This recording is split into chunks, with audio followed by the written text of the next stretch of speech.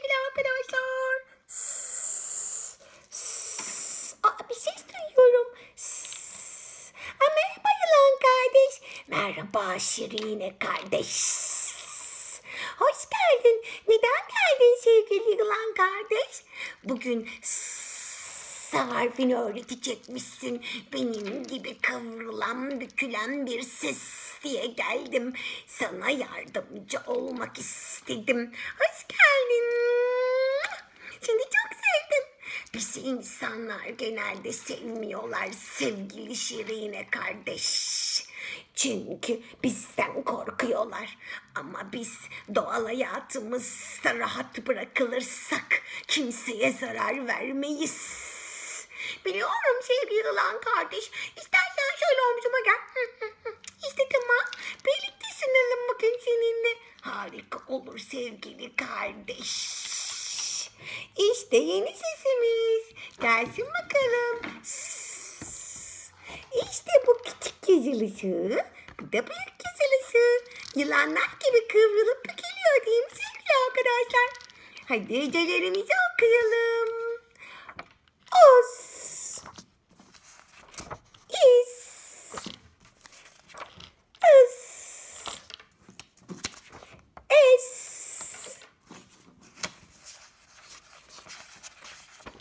as, ös, us. Us akıl demek. Bunu biliyor muydunuz sevgili arkadaşlar? Hadi şimdi de başına gelsin. Su. En sevdiğim içecektir su. Günde en az 2 litre içmeliyiz. Bizim de suda yaşayan çeşitlerimiz var sevgili Şirine kardeş. Öyle mi? Bize bu bilgiyi verdiğin için çok teşekkür ederim yılan kardeş. Sa. Se. Sı. Si bir notadır aynı zamanda sevgili arkadaşlar. So. Sö. Harika. Şimdi de 3 sesten oluşan hecelerimizi okuyalım hadi.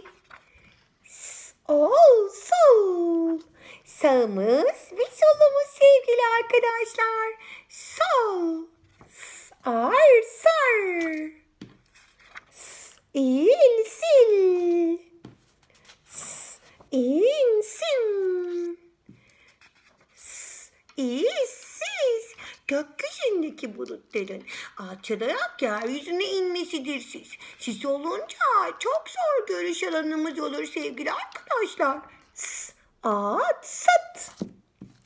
S, on, son. S, ır, sır. Sırlarımızı kimselere vermeyelim. Yoksa bize kimse güvenmez.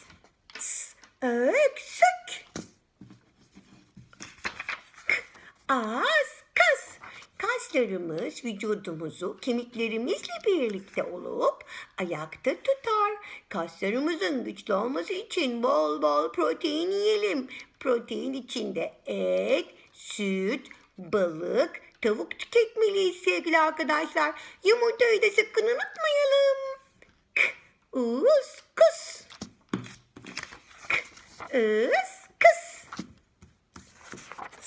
Or, sor. Ses.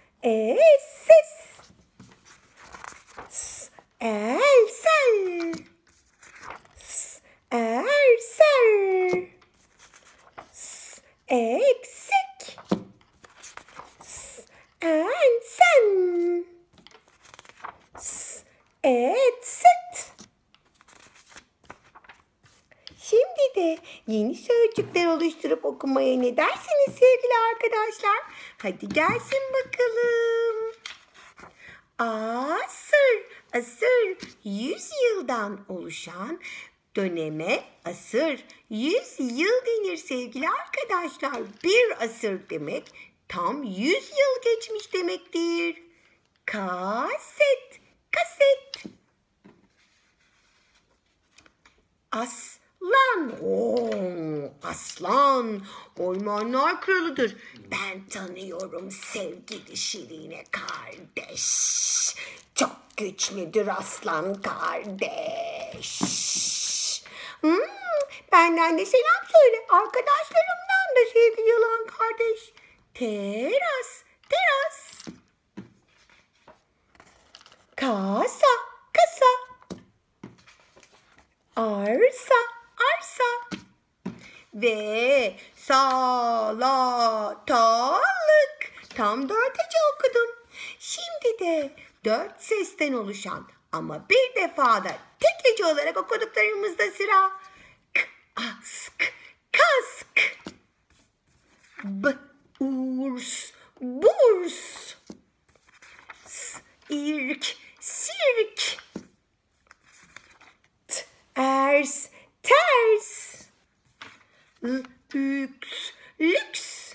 Evet, sesimizle yeni sözcüklerimizi ve yeni hecelerimizi okuduk.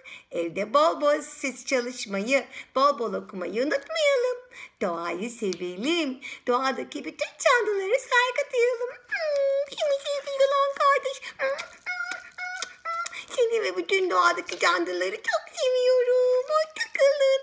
Hoşça kalınız.